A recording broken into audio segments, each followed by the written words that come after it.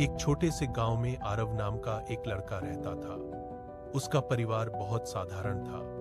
उसके पिता किसान थे और मां घर का काम करने के साथ साथ गांव की महिलाओं के कपड़े सिलकर कुछ अतिरिक्त पैसे कमा लेती थी।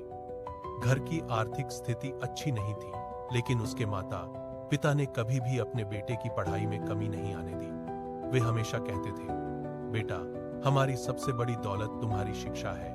आरव बचपन से ही पढ़ाई में होशियार था। उसे नई नई बातें सीखना बहुत अच्छा लगता था।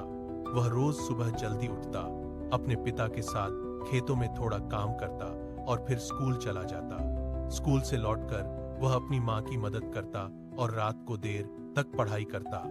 गांव के कई लोग उसका मजाक उड़ाते थे। वे कहते, इतनी पढ़ाई करके क्या करेगा, आखिर में तो खेत में ही काम करना पड़ेगा। लेकिन आरव ने कभी किसी की बातों पर ध्यान नहीं दिया।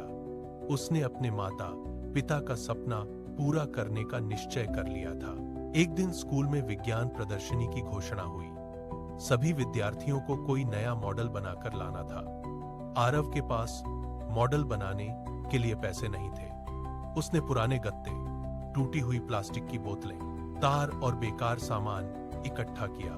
कई दिनों तक मेहनत करके उसने वर्षा जल संचयन का एक सुंदर मॉडल तैयार किया। जब प्रदर्शनी का दिन आया तो कई बच्चों के महंगे और आकर्षक मॉडल देखकर आरव थोड़ा घबरा गया। उसे लगा कि उसका साधारण मॉडल किसी को पसंद नहीं आएगा। लेकिन जब निर्णायकों ने उससे उसके मॉडल के बारे में पूछा तो उसने पूरे आत्मविश्वास के साथ समझाया कि किस प्रकार वर्षा का पानी बचाकर गांवों में पानी की कमी दूर की जा सकती है।